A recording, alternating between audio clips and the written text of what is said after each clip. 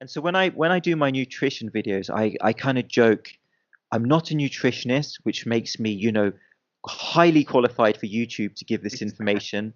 uh, but when it comes to supplements, you have the theory of the supplement, and in a lot of cases, Mhm. when a lot of these supplements were launched, I don't think they were deceitful.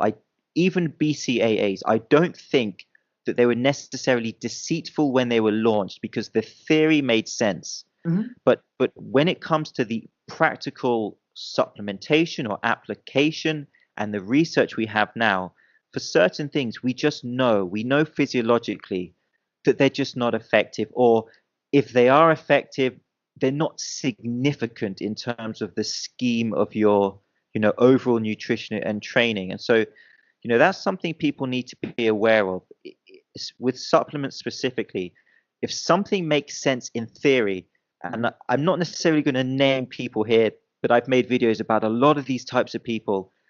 It doesn't mean that practically that supplement matches the theory, because the body is more complicated than that. The body, as I say, the body is not so linear.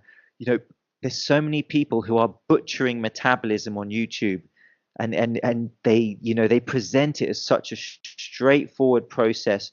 Put Mhm. this in your body, straight line to this result, and that's just not how it works. No, you've shown the quote by Dr. Eddie Joe, physiology is not easily tricked. Yeah, I love that quote. Yeah, he's got a few of them. Yeah, that's what I try to tell people with, especially with supplements, when they're saying, "All right, I'm just starting my workout. What supplement stack should I get?" And I say, "Whoa, whoa, whoa, whoa, whoa. Let's Yeah, back up. How is your training? How is your nutrition? How is your sleep? How is your stress management? Without those exactly. four things in line, supplements aren't going to do a damn bit of good for you. So it's you got to take it. You've got to understand how much supplements actually can help, and at Mhm. most, I mean, creatine is the most well-studied, most effective supplement in the history of bodybuilding and supplements in general. And the I, most I, it's going to give oh, you, sorry, continue. Sorry, and continue.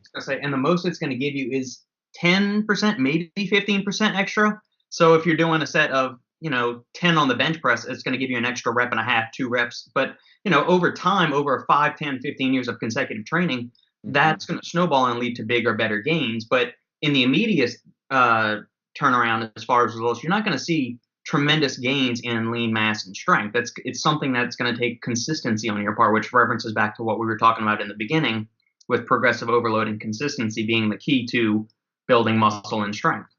That's true. I did a video recently on creatine, and I used my Optimus Prime voice, which annoyed so many people.